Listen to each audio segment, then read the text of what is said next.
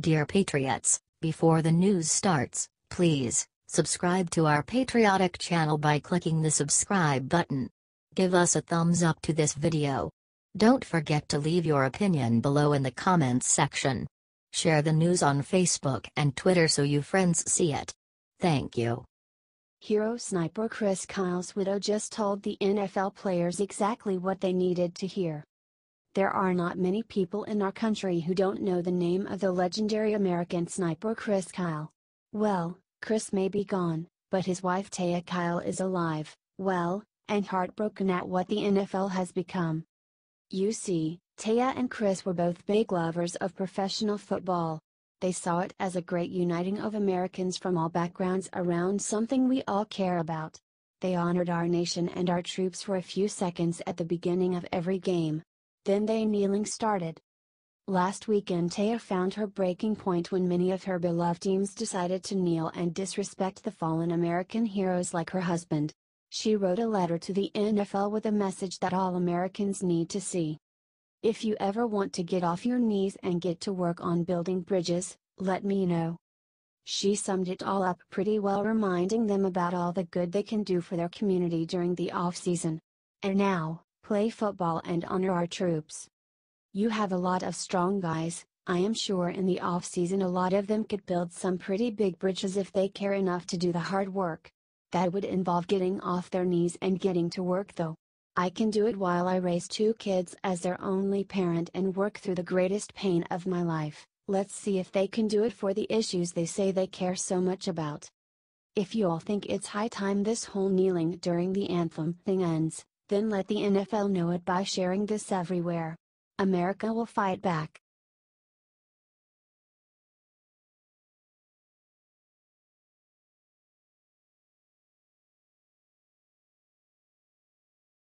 Seconds after the Alabama race ended, the president called Moore and did exactly what he promised. President Donald Trump made no secret the last few weeks about his support for Alabama Senate candidate Luther Strange. However, last night Strange lost out to Roy Moore in the Republican primary. So, did Trump decide to tear the party apart when his guy lost? Hell no. He went and called up Moore and offered him the full support and resources of the Republican Party to win his election in December. This right here is a very important lesson for the Republican Party to learn. They need to notice how the president supported the winning Republican instead of holding a grudge and making the whole party suffer for it. Heck, Roy Moore was so happy with Trump's endorsement, he went bragging about it on Twitter while it was happening. The lesson here is that unity is key. We need unity as Republicans and unity as Americans as a whole. If we can learn to work with each other ever again, like Trump did tonight, we can make America the greatest it has ever been.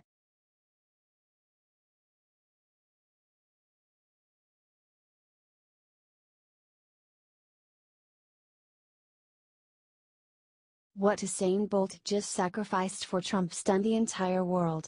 This is massive. President Donald Trump on Tuesday is not backing down. He just tweeted out a video of Usain Bolt, who stopped and gave an interview in 2012. Bolt retired this year. He was doing a live interview for Television Española on the side of the back during the London Games in 2012. He immediately halted the interview and stood at attention for the U.S. national anthem. Wouldn't you love to see one of these NFL owners, when somebody disrespects our flag, to say, "Get that son of a bee off the field right now. He is fired. He's fired," he said.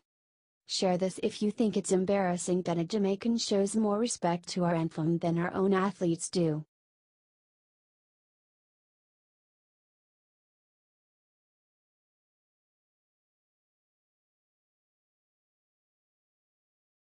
Geraldo Rivera punished by Fox News after a crazy defense of Matt Lauer. After NBC's Matt Lauer was fired for inappropriate sexual behavior, Fox's Geraldo Rivera was quick to defend him. Sad about it and later great guy, highly skilled and empathetic guests and a real gentleman to my family and me.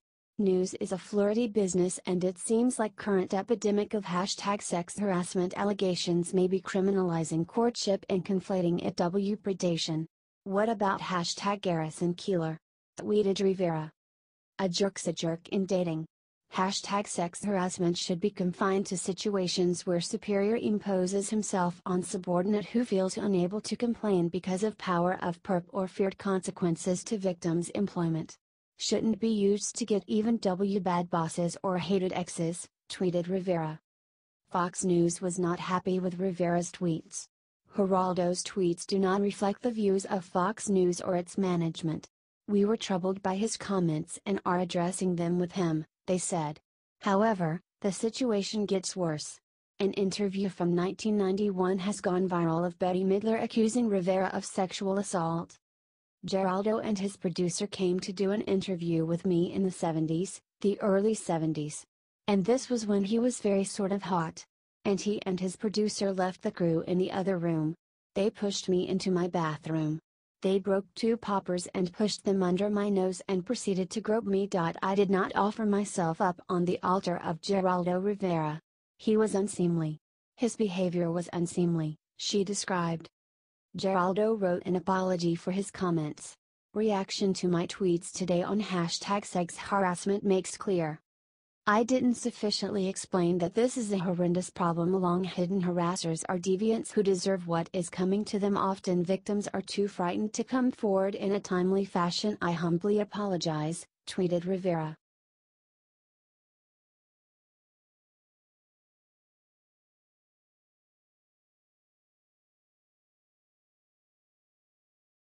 Liberal icon Linda Sarsour goes to Jewish tolerance event, attacks filthy Jewish media. Linda Sarsour is a proud Muslim activist who helped organize the Women's March against Trump. She is considered a hero by liberals. However, she believes in Sharia law. She's against everything our country is about and she hates Jews. She attended an event called Anti-Semitism and the Struggle for Justice, where ironically, she attacked the Jewish media. If what you're reading all day long, morning and night, in the Jewish media is that Linda Sarsour and Minister Farrakhan are the existential threats to the Jewish community, something really bad is gonna happen and we're gonna miss the mark on it, said Sarsour. She wasn't just defending herself, she also defended Farrakhan, who said on national television that Hitler was a very great man. Farrakhan also said that when it's God who puts you in the ovens, it's forever. Sarsour went on to argue that the real threat to Jews in America is Donald Trump. The existential threat, to the Jewish community, resides in the White House, in the highest offices of these lands, she claimed. According to her, people were outraged at her appearance. Having Linda Sarsour and head of Jewish Voice for Peace, leading a panel on hashtag anti-Semitism is like Oscar Mayer leading a panel on vegetarianism, tweeted Jonathan Greenblatt, National Director of the Anti-Defamation League.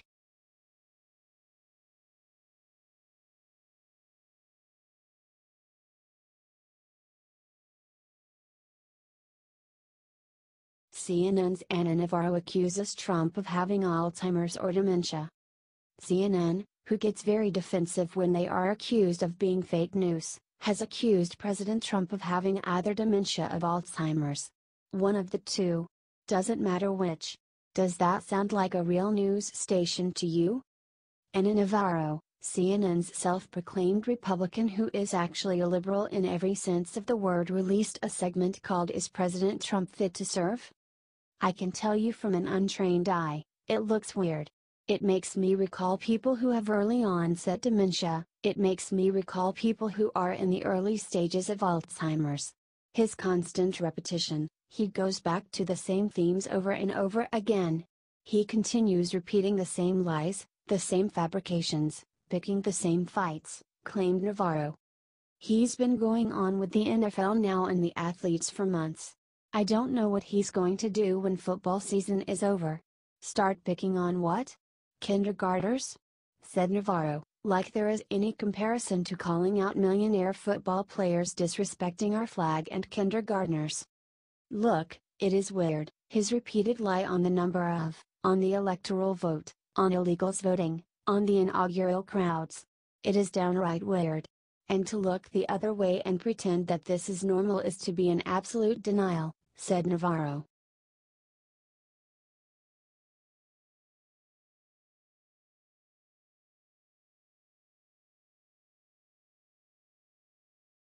Watch Tucker Carlson crush activist who wants change LGBT to LGBTQ cap.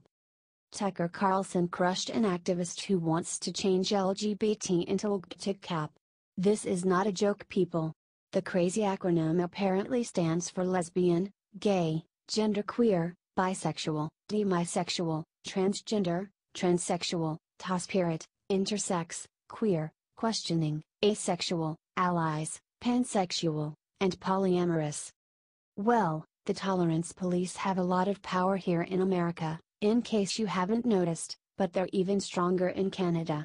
Just yesterday, Canadian Prime Minister Justin Trudeau delivered an official apology to gay and transgender Canadians for the past state discrimination against them, explained Carlson. But now, teachers in Durham, Ontario, had to attend an inclusiveness training course for the Deep Breath Here LGBTQ cap community, which is apparently a community. That 15-letter acronym, intended to encompass all sexual minorities, may soon be required soon at schools, said Carlson. Tucker's guest, Stephen Ledrew, former president of the Liberal Party of Canada, suggested that, while no one uses that full phrase yet, it can be taught to kids like the alphabet and it means inclusiveness.